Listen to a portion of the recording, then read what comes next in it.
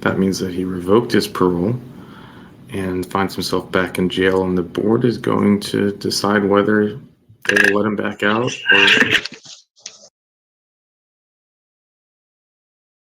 or if he has to serve the remainder of his sentence.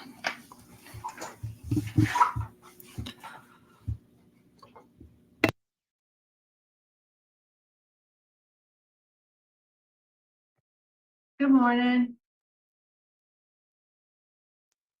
Good morning. Good morning. Yourself, sir. Tell us your name and DOC number. Trevion Pollidore, and my DOC number is 716-937.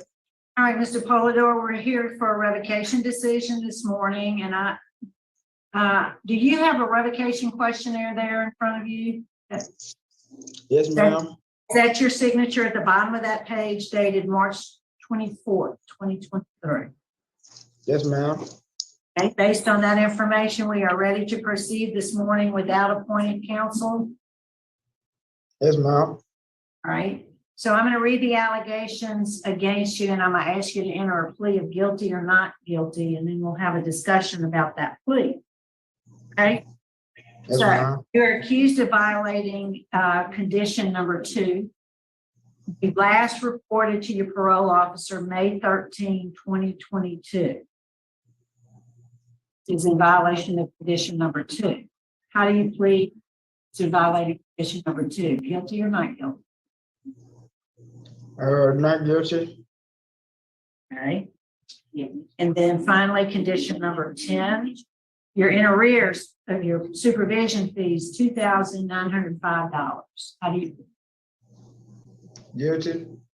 Okay. Your case has been assigned to Mr. Roche. Would you answer his questions? Good morning. Good morning, sir. Give us an explanation of why you said not guilty, condition number 2.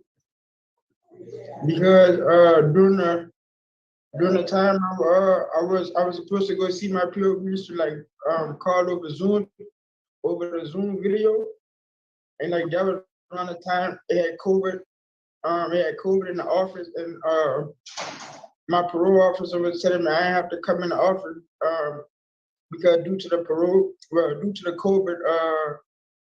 COVID outbreak.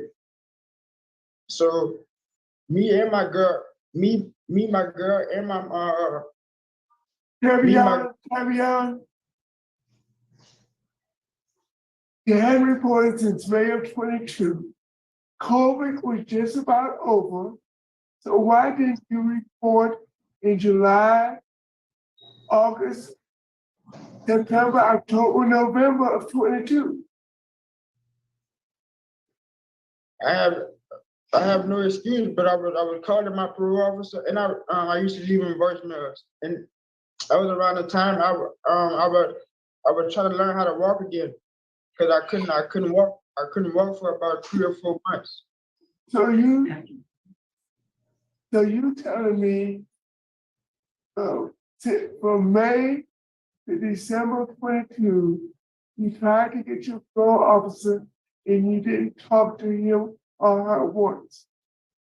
Yeah, we used to talk over the phone, but I just never been. I guess he's saying like I've never been in the office since May. But I used to call him over the phone, and I used to leave him voicemails. We used to talk on the phone. Okay, when you talked on the phone, did he tell you to come in? Yeah, and when he told me to come in, I came in. When he told me to come in on the I think the 8 of one of these past months, I came in, and that's when he told me I had a warrant. I didn't know I had a warrant. I didn't know I had a warrant out for my parole, because I would have been came and turned myself in. Okay, why would the parole officer write up a charge that you violated condition number 2 because he had not seen you since May 2? I don't know, sir. When's the last time you actually visited with your parole officer? I know for sure it was after May, but it was over the Zoom. It was over the Zoom call. It was over the video chat. So how old are you? 24. 24. I'm asking you a question. When is the last time you had any visual contact with your parole officer? I'm guessing maybe.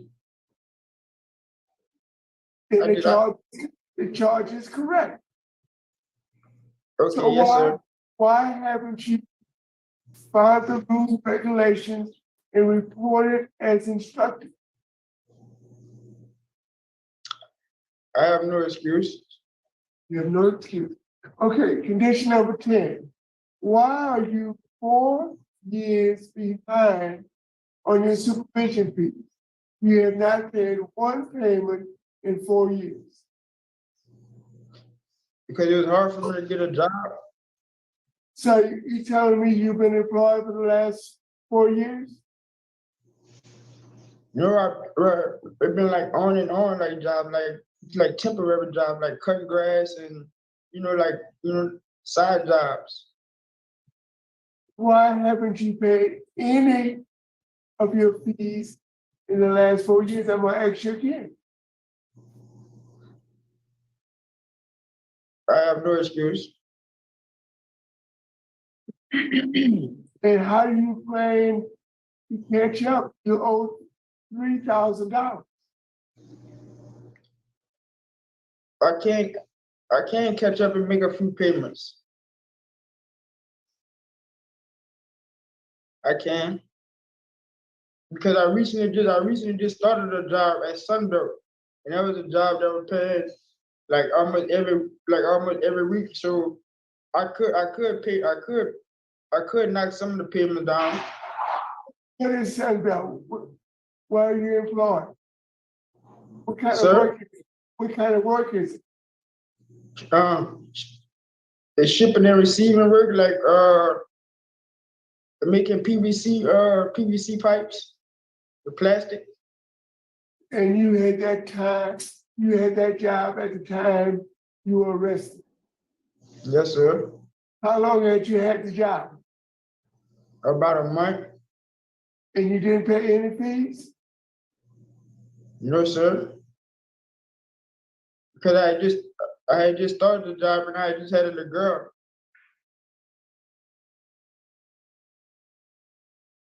Trevion, my impression of you is that you are not very cognizant of rules. You don't follow rules. If you think you don't have to report, you think you don't have to pay supervision fees. I know I have to do that. And why didn't you try?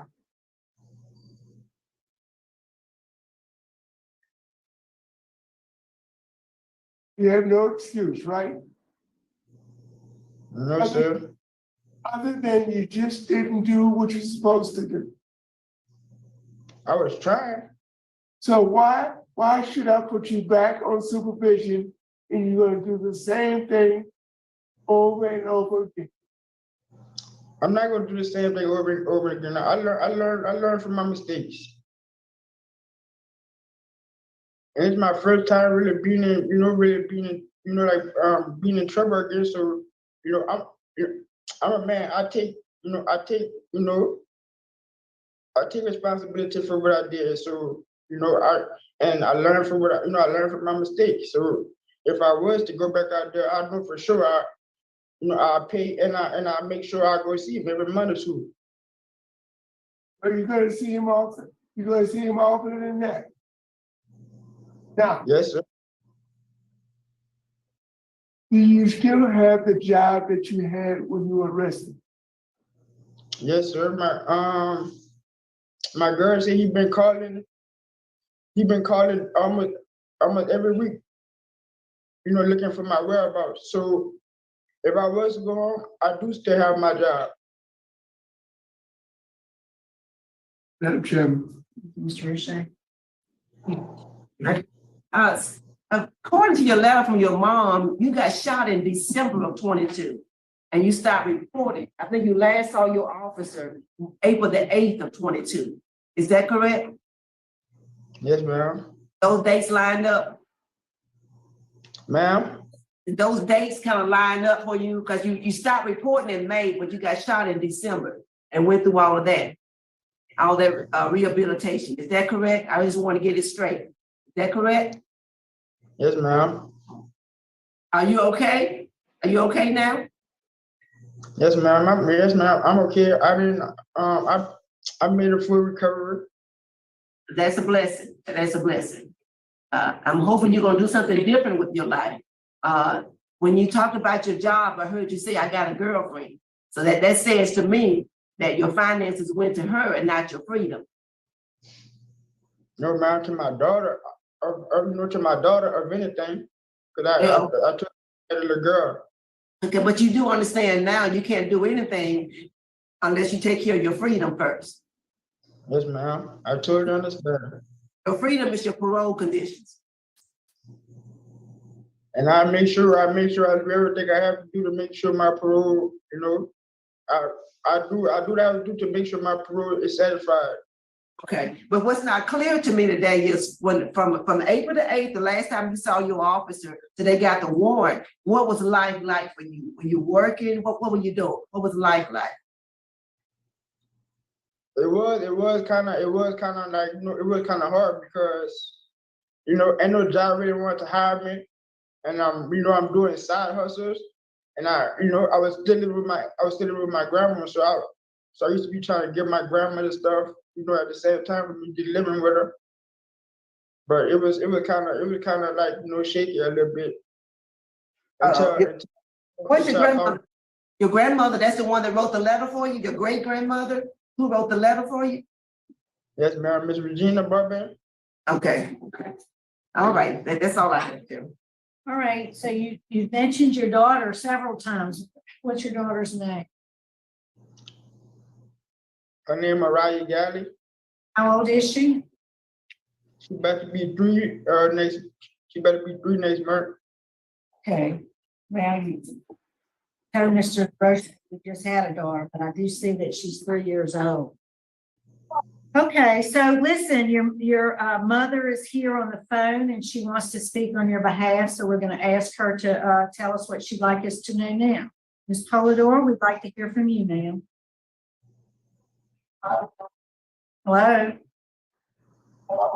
Yes, ma'am. What would you like us to know about Trevion?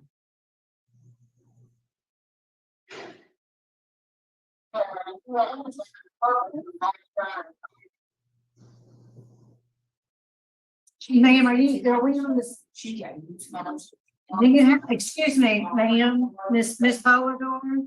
Miss Pollidore, do you have your YouTube on in the background? You'll have to turn that off because we cannot hear you.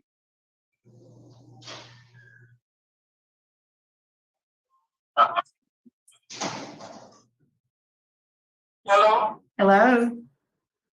I'm sorry. Yeah, that's better, much better. Go ahead. Yes. He went to school. He's been doing really good. He got my granddaughter selling and trying to get custody of my granddaughter. He went to school for CDL. That is CDL. He currently here for being Slidell. After a situation in Generate, and I just figured Generate don't have any jobs, nothing in Slidell here.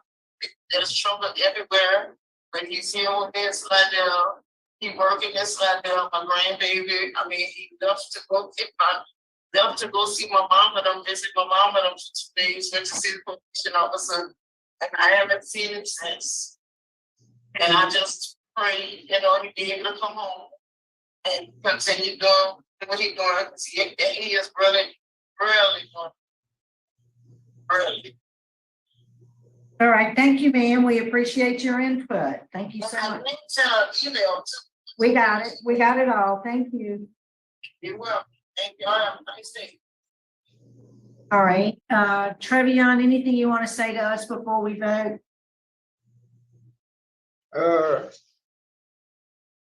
I just hope y'all, I just hope y'all find out the, I just hope y'all find sympathy, for me to get back out there and take care of my family and take care of all my parole responsibilities.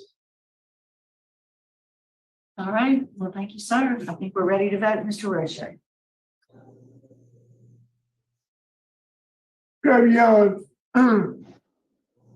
you're very young. You need to take Mrs. Wise's advice.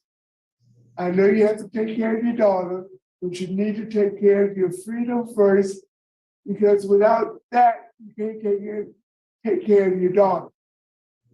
You understand what I'm saying? Yes, sir. My vote is to do not revoke. Do not revoke. And I'm gonna add some conditions.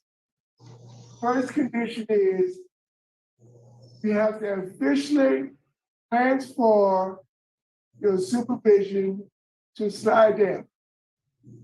If you hadn't done that already, you need to officially transfer your supervision to the Slidell district. You understand what I'm saying? Yes, sir. When you do that, you need to report weekly. You ought to report weekly to your parole officer for the first 3 months. Get Yes, to sir. know your parole officer. Your parole officer is your friend. You have any problems, he can help you out. The third condition is that you need to double up on your supervision fee until you have a balance of 0. You have to pay twice as much per month until you have a balance of 0. Do you understand what I just said? Yes, sir. That's my decision. Mrs. White. A young man, I concur with my colleague. My vote is to do not revoke today and continue under special conditions. And when you talk with your officer, find out what report means. Does that mean call? Does that mean in person? You got to talk to somebody and find out which one it is. Take care of yourself. That's my vote. All right, Mr. Pollidore, I do concur. My vote is do not revoke.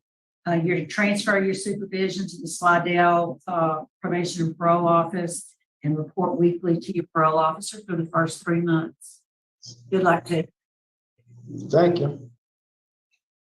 I think that concludes our business in Iberia. Thank you so much for accommodating us this morning. We're going to close out at 9:18. Thank you, ma'am.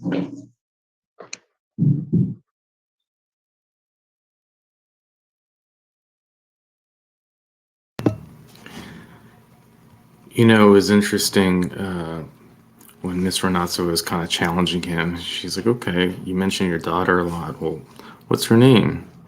He knew it. What's her age? Seems he might have been wrong there. She was saying the records show that the baby was already 3, and he said she's turning 3.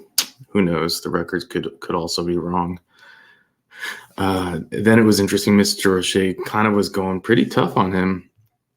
And then Miss Wise comes in to more, I think, kind of paint a different picture, a picture that that Trevion wasn't able to say for himself, which was you'd gotten shot, and that might have had something to do with it. You stopped reporting in May, but you got shot in December.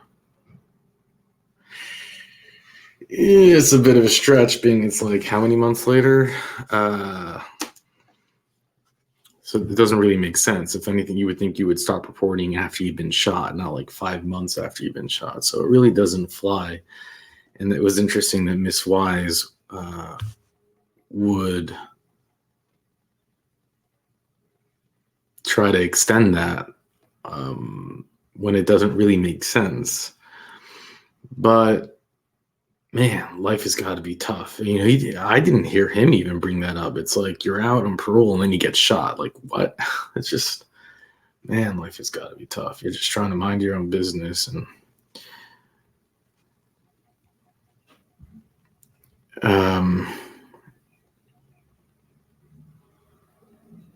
you know, not reporting, not paying your dues, $3,000 in owed dues. It's like, man, how is he going to climb out of that hole? It's really not a great system that we have, that you take someone who's really in just the worst financial predicament, you lock them up, you let them out, and then you charge them parole fees. It's like, well, what do you want from them?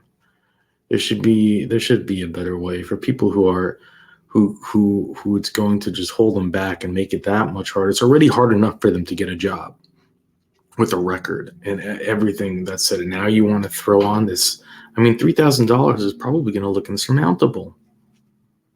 It's a lot of money for anyone. Now you're going to throw that on, you know, someone who really, it's a bad system. You know, it's on him. He obviously, it doesn't seem to have a very high maturity level. But I'm glad they didn't keep him locked up. That wouldn't do him any favors. But it's just not. I think it's just, again, another look into kind of just the brokenness of our system. I wish him luck. I wish him the best. You know, he didn't do any violent crimes to get locked up. He didn't pay his fees. He didn't meet with his parole officer. I don't know what he's originally locked up for. I tried to look it up. He has kind of a unique name, but couldn't find it. Anyways, with that, I'll let you go. Please do like and subscribe. We hit 20,000. Thank you very much. Let's go to the next 40,000. With that, I'll let you go.